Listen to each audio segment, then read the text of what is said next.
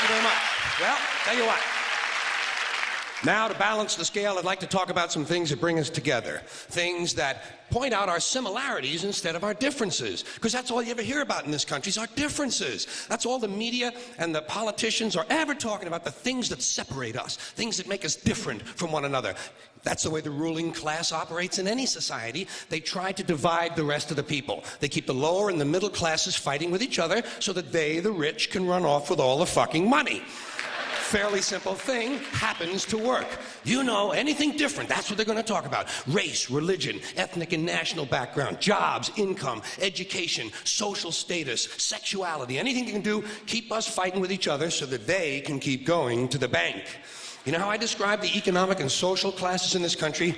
The upper class keeps all of the money, pays none of the taxes. The middle class pays all of the taxes, does all of the work. The poor are there just to scare the shit out of the middle class. Keep them showing up at those jobs. So stirring up the shit is something I like to do from time to time, but I also like to know that I can come back to these little things we have in common, little universal moments that we share separately, the things that make us the same. They're so small we hardly ever talk about them. Do you ever look at your watch and then you don't know what time it is? And you have to look again, and you still don't know the time. So you look a third time, and somebody says, "What time is it?" You say, "I don't know."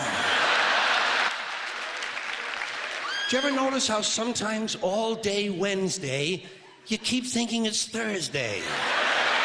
And it happens over and over all day long. And then the next day, you're all right again. Do you ever find yourself standing in one of the rooms in your house and you can't remember why you went in there?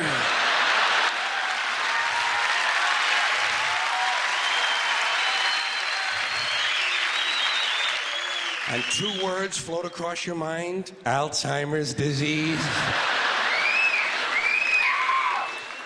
You ever been talking to yourself and somebody comes in the room and you have to make believe you were singing? And you hope to God the other person really believes there's a song called "What Does She Think I Am?" Some kind of putz? Little experiences we've all had. You ever been sitting in a railroad train in a station and there's another train sitting right next to you and one of them starts to move and you can't tell which one it is?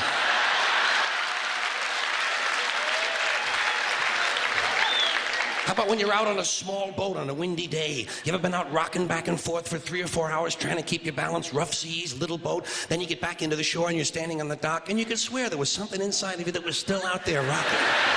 Did you ever try to pick up a suitcase you thought was full, but it wasn't? And you go, "Doo?" And for just a split second, you feel really strong. How about when you're looking through a chain link fence? Do you ever notice if you're just the right distance from a chain link fence, sometimes it seems to go, what is that? How do they do that? Do you ever try to tell somebody they have a little bit of dirt on their face? You can never get them to rub the right spot, can you? Say, "You got a little bit of dirt right here." They always go, "Where? Here?" And you just want to slap the bastard.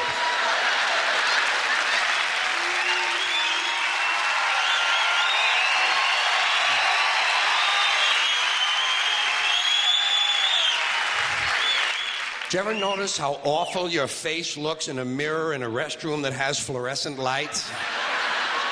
Every cut, scrape, scratch, scar, scab, bruise, boil, bump, pimple, zit, wart, welt, and abscess you've had since birth all seem to come back at the same time.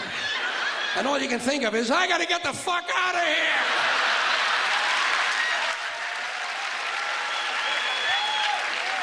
Do you ever notice sometimes when you're walking with your arm around your date, one of you has to change the way you're walking? Men and women don't walk the same. One of them has to change. Either the man has to walk like this,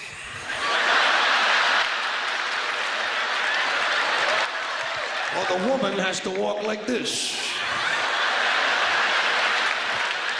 Joey, how are you?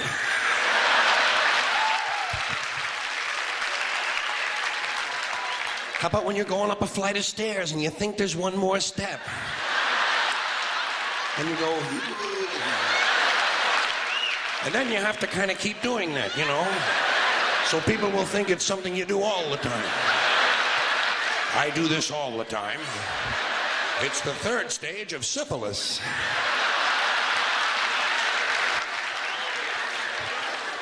Same thing happens when you're going down the stairs.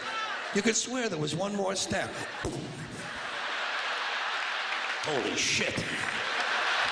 My hips are in my chest.